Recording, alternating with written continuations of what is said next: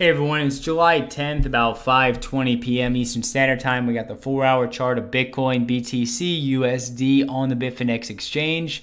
And first of all, the video is not investment advice.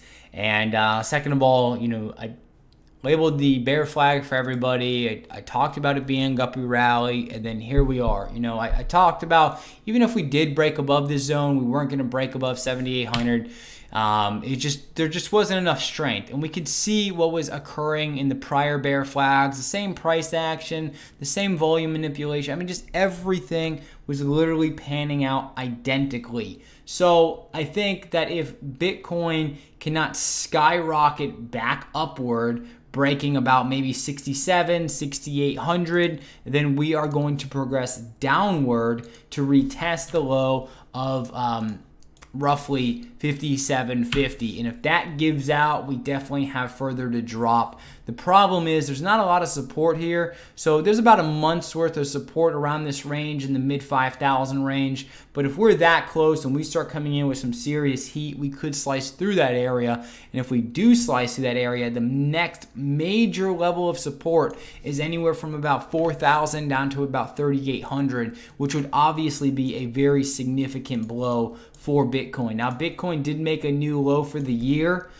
which is typically never a good sign. Could price skyrocket from here? Potentially, but I think if that was going to happen, it would have already happened. We would have seen the sustained volume, as everyone in the market would have thought this was the best deal out there. Instead, very few people showed up. And honestly, what it leaves me to believe is that the only people really keeping this market alive, and it might be conspiracy or whatever, are the exchanges. I think that's it. I don't think there's any big money players like you're going to see like somebody from Goldman Sachs really entering in this with significant money. Maybe play money, maybe a few $1 million, maybe $10 million, just play money figures for those guys. And I say that because they're trading billions and billions of dollars.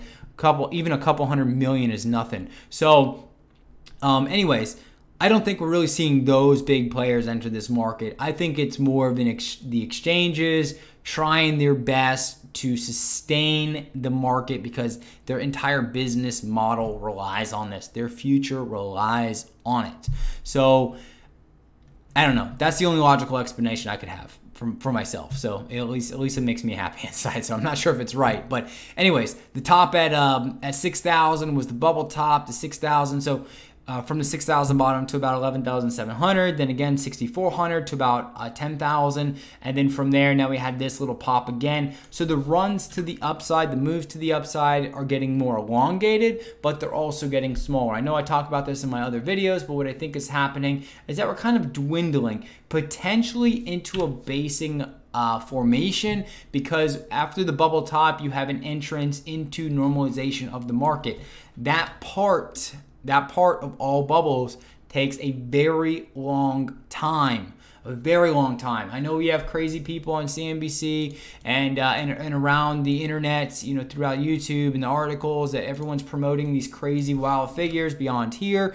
And people are, the best thing to do is like just post a stupid video saying why Bitcoin should be 676 trillion by the end of the year. And you're going to get at least 20,000 people watching it because everyone wants to believe they're going to get rich quick.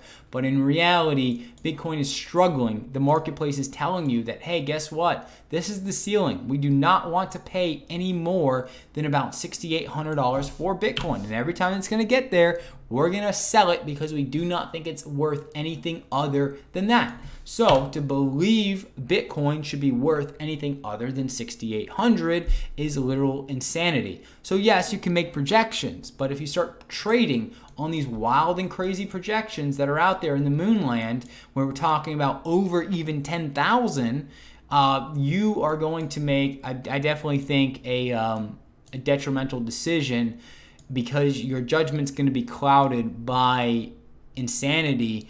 And I say that because we need to break key areas and we need to have that sustained volume. If we can't sustain trading over a small target like 6,800, then thinking that we're going to go any higher is just not a wise move, because you're going to get like overly bullish on your trading, and then you're more than likely going to suffer a drawdown, especially when we keep seeing these consistent bear flags forming. We keep seeing the market try to pump itself back up during these wild and crazy bars that we're seeing late at night, early morning. Every single one of them is failing. Every single one of them is failing. Even the big moves failed, right? Every single one of them are failing. So if this didn't get to 20,000, this didn't get to 20,000, this didn't get to 20,000, that didn't get to 20,000, this didn't get to 20,000. Why do people keep coming up with these crazy figures? Like, it just boggles my mind. And you can see from the chart that we're like thinning out here. So yes, is there a possibility we could get here? Of course. There's a possibility we're going to find an alien race on Jupiter that's also going to land and deliver gold bars to everyone's doorstep tomorrow too. There's a possibility for everything. But when you start looking at what the market is telling you, what the buyers and sellers of this market are telling you, is that we can just see, which is basic, simple technical analysis, that Bitcoin is not worth more than $6,800. And that's it. That's the final say-so. Across the board, across all exchanges, all of them are harmoniously selling at this area. So again, we had a bear flag. We dropped out. If we cannot hold 5,700, it's going to be devastating, I think, for Bitcoin. Yes, we are going to have some wiggles. Yes, Bitcoin is going to thrash around and do crazy stuff like Bitcoin does, right? The market's highly, highly erratic. At any time, you can have these wild and crazy bars to the upside. Unfortunately, we know exactly how they're going to pan out. We keep seeing a flood of volume in, and as soon as that volume comes in, it's immediately being siphoned right back out.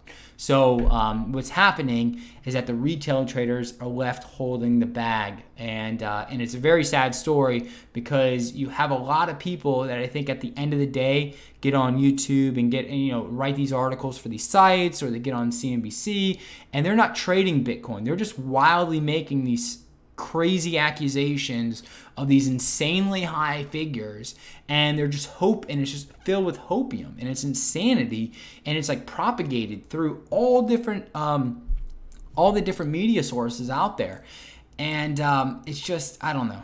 It's really concerning. It's really disheartening that people are doing this to other people, and they're getting them hyped up, and they're getting them to make irrational decisions. So I don't want to go off on a tangent. I know I kind of talk about it every video, but anyways, so if Bitcoin doesn't make a big spike through 6,800, then we are going to continue progressing lower. And if we blow through 5,700, you already know where that's going to go. If we hold in between and we start to base out here, then we could have that basing formation. If we do start to go in a basing formation for Bitcoin, I would take it as a bullish sign, but I need to stress that it's going to take a lot of time. That's one thing I've been stressing in a lot of my videos, the time element for Bitcoin here. It's going to take a lot of time for Bitcoin to generate the energy it needs to go higher. So that's it for tonight. If you do like the content, you like the videos, please like, comment, subscribe, follow. I'll produce another video tomorrow. Hope everybody has a great night, great day, depending on where you are in the world.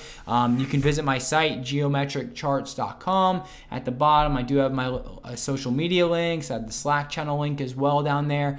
And if you want something more in depth, where I talk about like specific price targets, stop losses, entries, etc. I do that for Bitcoin, various other cryptocurrencies, the stock market, commodities market, and a little bit of Forex here and there, because they all kind of wrap into each other. But you can learn more about that at geometriccharts.com. Other than that, everybody have a great day.